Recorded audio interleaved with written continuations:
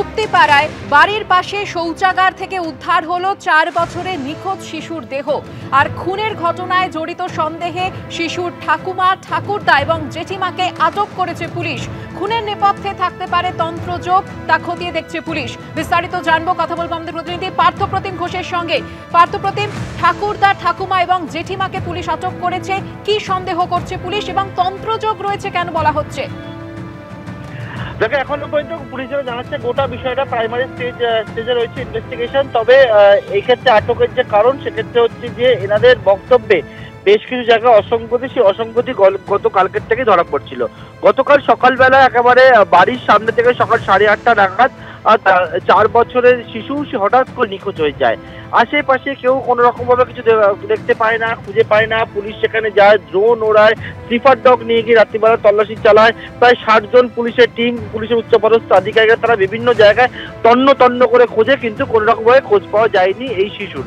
আজকে ভোর 5টা নাগাদ হঠাৎ করে শিশুর যিনি ঠাকুরদা, তিনি হঠাৎ চিৎকার করেন যে বাড়ির পাশেই একেবারে একটি ফাঁকা জায়গা, সেখানে শৌচাগার রয়েছে, সেই শৌচাগারের মধ্যে দেহ পড়ে রয়েছে এই শিশুর। তখনই পুলিশ সেখানে যায়, দেখতে পায় এবং পুলিশের প্রাথমিক তদন্তে অনুমান যে শ্বাসরোধ করে কোনো রকম ভাবে খুন করা হয়েছে এই শিশুকে। কিন্তু সন্দেহ যে জায়গায় দানা বাঁধে সেটা হচ্ছে যে শৌচাগারের থেকে দেহ উদ্ধার হয়, সেই শৌচাগারে গতকালকে পুলিশের শীর্ষ আধিকারিক, ডিএসপি পদমর্যাদা আধিকারিক, তিনি সেখানে যান, গিয়ে তল্লাশি করার সময় সেখানে কোনো কিছু দেখতে পাওয়া যায়নি। রাতভর ওই জায়গায় যারা পুলিশ কর্মীরা উপস্থিত ছিলেন, তারা যখন খোঁজাখুঁজির কাজ করছিলেন, তখন তারা সেই শৌচাগার ব্যবহার করেন। ওই জায়গায় কোনো কিছু তারা দেখতে পাননি। হঠাৎ করে ভোরবেলা দেহ কোথা থেকে চলে এলো। এর পরবর্তীকালেই যখন ঠাকুরদাকে জিজ্ঞাসাবাদ করতে যায়, সেক্ষেত্রে বেশ কিছু জায়গায় অসঙ্গতি পুলিশের দাবি, এমনকি তার ঠাকুমাকেও আটক করা হয়েছে, তার ওনার করাতেও অসঙ্গতি ধরা পড়েছে।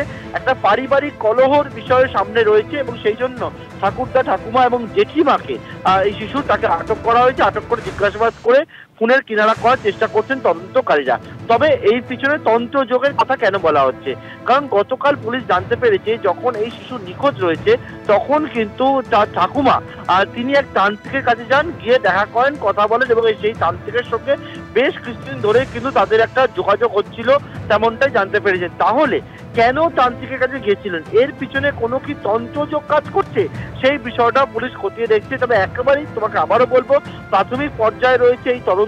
পুলিশ অনুমান করছে খুনের ঘটনা এবং সেই খুনের ঘটনার সঙ্গে পরিবারের এই 3 সদস্যের ভূমিকা তারা খতিয়ে দেখছেন। তাদের যোগাযোগ থাকার সম্ভাবনা রয়েছে। পুলিশ জানাচ্ছে অফিসিয়ালি 3 জনকে আটক করা হয়েছে এবং ঠাকুরদা, ঠাকুমা এবং জেঠিমাকে আটক করে এই ঘটনা কিনারা করার চেষ্টা করছে। দেহ আজকে ময়নাতদন্ত হবে। তবে এই মর্মান্তিক ঘটনায় কিন্তু এলাকায় শোকের ছায়া নেমে এসেছে। গতকালকের থেকে এলাকার বাসিন্দা তারা খোঁজখবর শুরু করেছিল।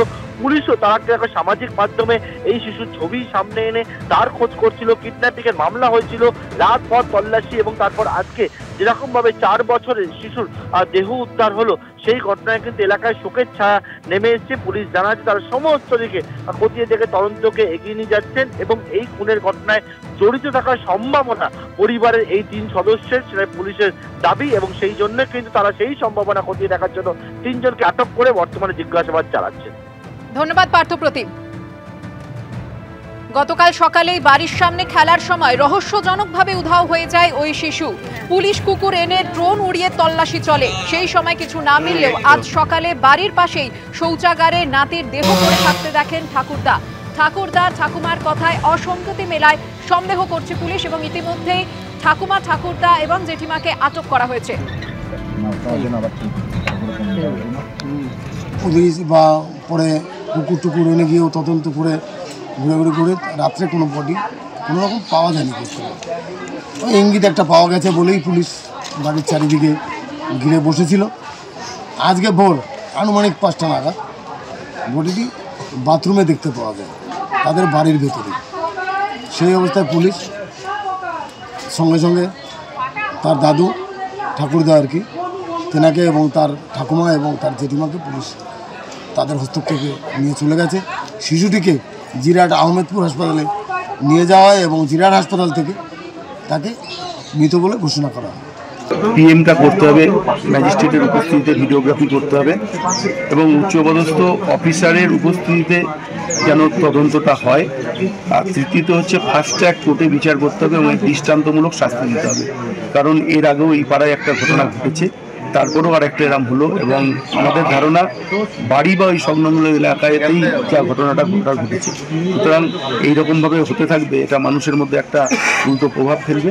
তার জন্য যারা দোষী আসামিদের ধরে আইনের মাধ্যমে দৃষ্টান্তমূলক শাস্তির দাবি করছে।